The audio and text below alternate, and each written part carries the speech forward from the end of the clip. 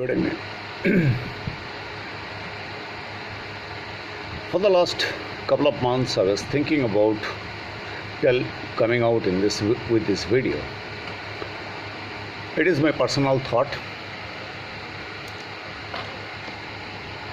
This particular thought has nothing to do with my own business.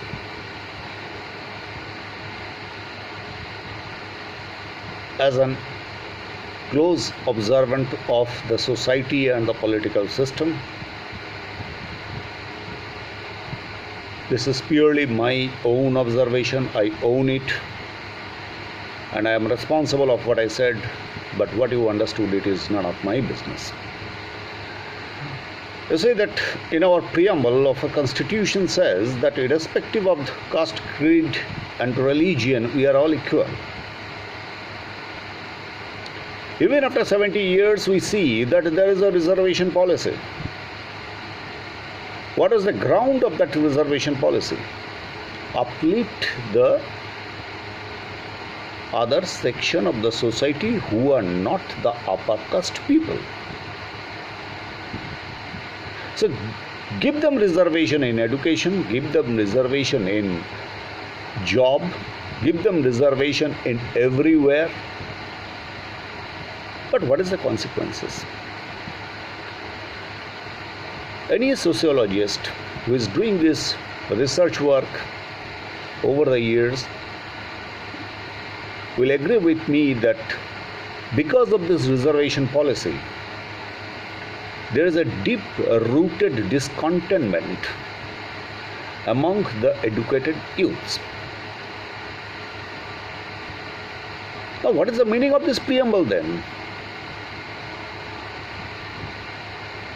Nelson Mandela was right when in 1990 he declined any reservation policy in the education system. You know that the best education, if we start giving reservation for the undeserved people and depriving the genuine candidate, the entire system will collapse either today or tomorrow. The same thing is happening in the job also, government job. Those who are getting job under the quota system, they get the quicker promotion. Where is the merit? I'm not saying that everybody is bad. So I think that the time has come for our dearest Prime Minister to think about it, to do away with this reservation system. That is number one. And number two, yes, you give reservation, but for all economically backward classes, including upper caste. There are many poor people. We don't want begging bowl. We are not coming to the government with a begging bowl. Instead, when the election comes, the representative comes to us with a begging bowl that भाई मेरे को vote दो. कुछ जगह पे तो ऐसा भी होता है, भाई वोट नहीं देंगे तो डंडा खाओगे.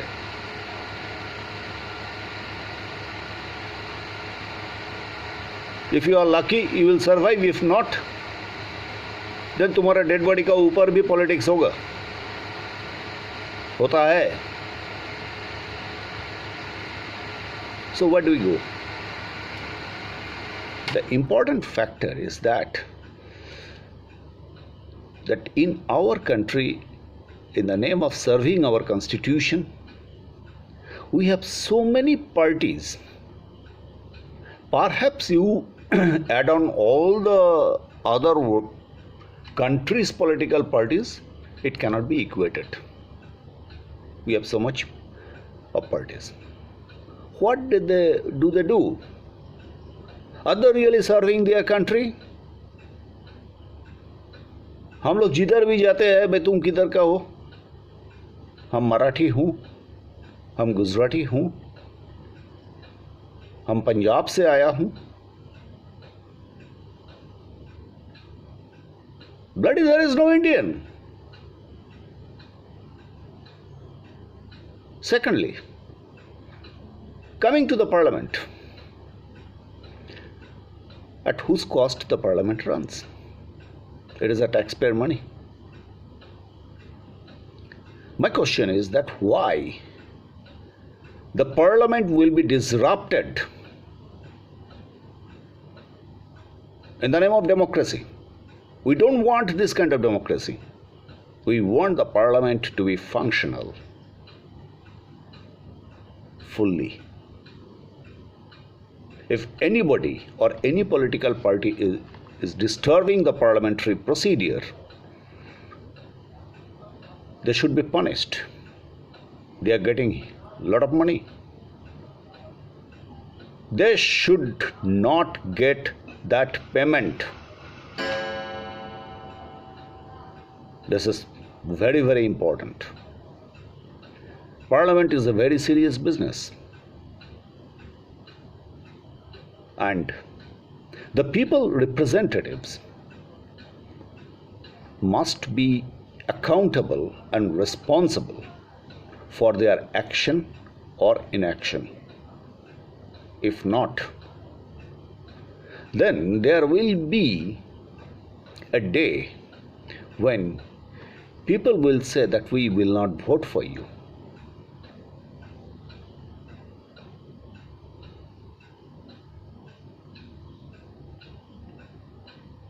You see that I always believe that in individual insanity is rare, but in groups it is the phenomenon. Look at the very recent oath-taking ceremony in Parliament.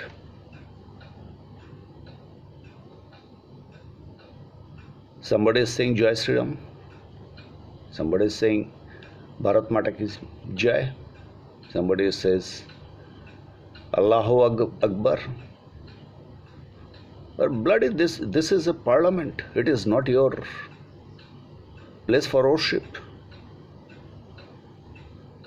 एक एमपी को तो देखा भाई हाथ छूड़ के आता है, as if she won the battle.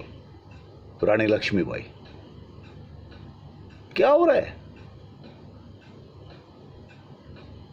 I always believe that the people representative should have two things. One, their emotional intelligence level should be very high, and they should have empathy. Unfortunately, 80% of the people representatives lack these two aspects of very important qualities. They are very good in giving lectures, and that's why they become the political leader. But they will never ever become a statesman. There is a difference between these two.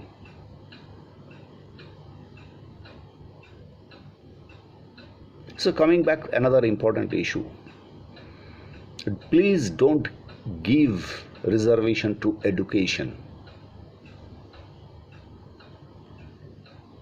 देश खोखला हो जा रहा है. That is number two. Another important aspect is that what we are learning. So, for example, our history. My opinion is about history is that history is always written by a powerful people and those who are victorious. I can lay a bet that today what we read about Hitler could have been different if Germany won the Second World War.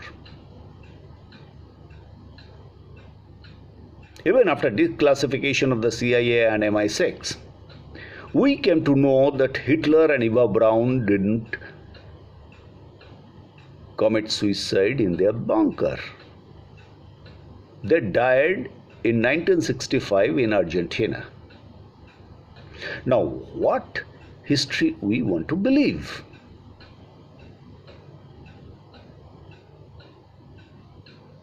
Now in India, our history is something very complicated. Can you tell me that India was divided under the two-nation theory? But two of the more affected states are Punjab and Bengal. Why? Because these are the two states who actively and most importantly, they are the most violent states against the Ingraj. ये दोनों को तो भाग कर दिया. नतीजा क्या हुआ? We have seen the biggest communal riot in Bengal. People are talking about Gujarat. They don't even know that what Gujarat went through about during those phases.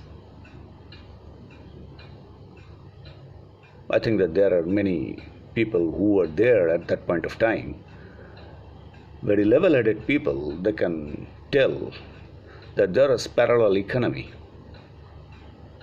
parallel passport. Why? There is no country in the world who will tolerate this kind of thing.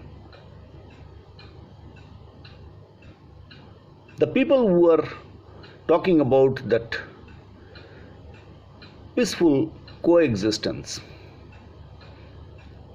तभी हो सकता है जब equal opportunity सबको मिलेगा. Which political party bearing one is doing that? Now coming back to other aspect, I personally believe that if the people representative are not humble, their lifestyle, their activities has to be scrutinized very, very closely, not by people, by their own party people.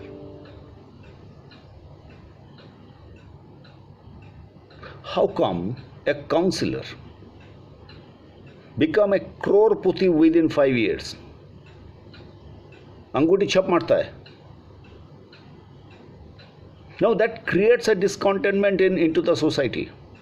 And when we see that same councillor change their shari or shirts for the sake of power, because they know it very well that they cannot go anywhere, they can't live without it.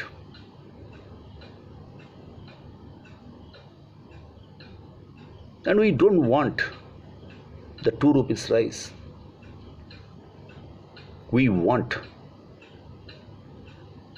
an economy, very strong economy, where we can earn that much of money so that we can buy a 42 rupees kg rice. दुख होता है जब even after 70 years India's much wealth vested upon that 0.5% of the super rich.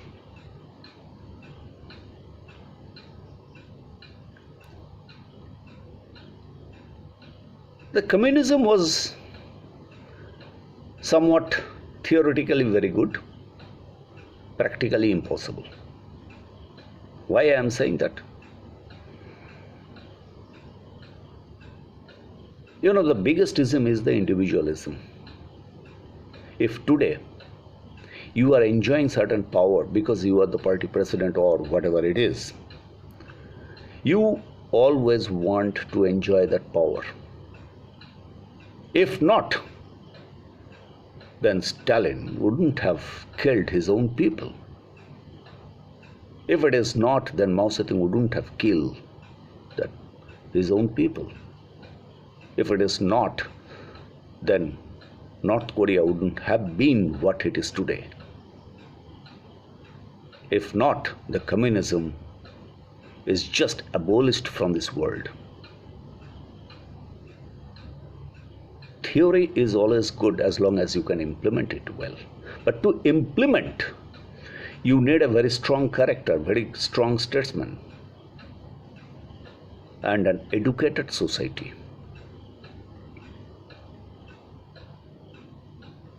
What we need as a common people, we want a very good hospital, the health facilities, very, very modern education system, and a very strong industry and agricultural sector. These things. Another most important factor, the people are watching the parliament. Let's take a pledge that there should not be a single day lost. One day lost means a lot of taxpayers' money.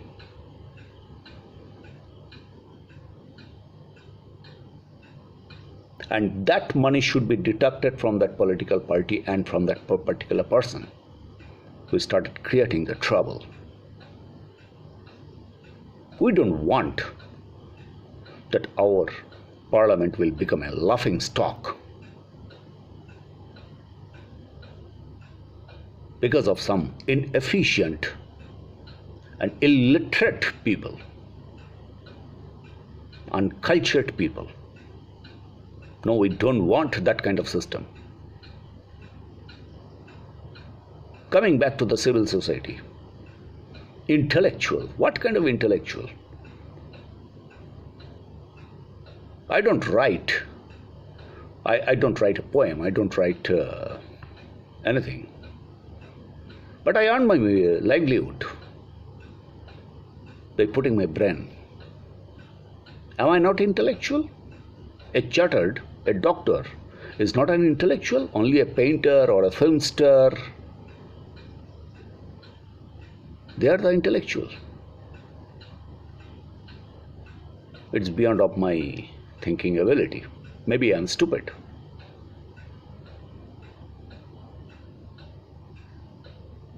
I am angry today, because when these people representative, during the time of election, they come and say all the good things. But after that, they become so arrogant. First of all, you can't go near to them. उससे आगे पीछे तो बहुत सारी security होता है. उससे बाहर में उसका पॉलिटिकल सेक्रेटरीज वगैरह वगैरह सब होता है. भाई क्या चाहिए? If I have some personal issue and personal discussion with the MP of my own constituency, why should I tell anybody else? लेकिन वो मिलेगा नहीं. वो टीवी में बैठ देगा. Because that will give him popularity. और टीवी चैनल को भी TRP बढ़ेगा. Nowadays TV channels is also bringing some kind of stupid political analysts. I don't know what kind of political analyst. Because I always believe that political analysts should not be biased. ये लोग ऐसा चिल्लाते हैं जैसे पहले वो हम लोग का जो ये होता है स्टॉक एक्सचेंज में. If anybody have seen those days, might have been remembered that what kind of khichdi they had. But they all understand that. But here, 5 आदमी बोलता है, हम लोग भी सुनता है. क्या सुनता है किसी को पता नहीं है. Last but not the least, Again, I go back to Nelson Mandela. The man had a vision, and that is why he flatly denied his own people a reservation system. My appeal to the government, please do away with this reservation system. If at all you do it for economically poor people. Don't give it to, don't justify it that OBC, SC, ST,